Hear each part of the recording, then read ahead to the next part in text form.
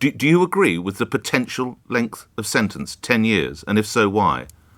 Well, it's a fine of it's a sentence of up to 10 years. It's not a 10-year sentence. Yeah. The important thing is here, if you do you agree? deliberately 10 years, Secretary of State. Up to 10 years. Yeah, I know that, but that's up to the same of a firearms crime, sexual offence, or even, in some instances, rape. So you do agree?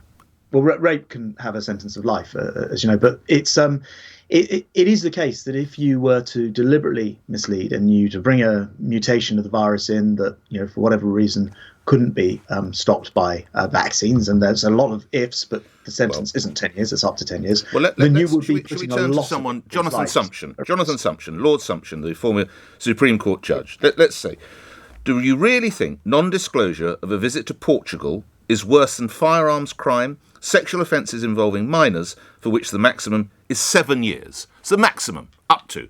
So you agree that trip from Portugal is worse than Lord Sumption's words?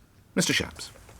So when you bring a variant, a mutation of coronavirus in and run the risk of hundreds or thousands of people being ill or even dying, we think it's right to have the maximum tariff, not what people are likely to get, because people are unlikely, I think, given the size of tariff and the fines involved, to do this. But we do think there need to be very clear penalties in place, because what you do, your behaviour, and you say it's only travelling from a red list country, what's the harm in that? Well, the harm in that, as we've seen, is a lot of people die from coronavirus. And so it's important to protect the population, the wider population. And of course, people shouldn't be travelling anyway, so this really shouldn't come into play. So just to come back to you're not likely to get the 10-year term, is what you've just said. Well, that's up to the courts. When you set these tariffs, the court decides. But why does it have to be so disproportionate?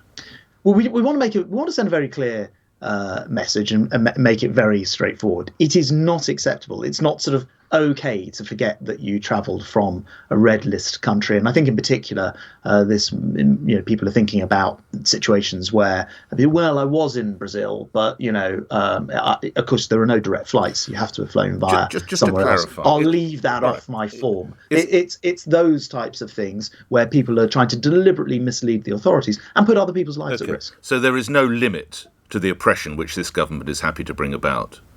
Well, the only oppression, if you don't mind me saying, is us all having to, live for a year under some very strict and oppressive, it's fair to say, draconian rules. Right. And so you're right. There is okay. And we want to be able to release people from all of this as quickly as possible.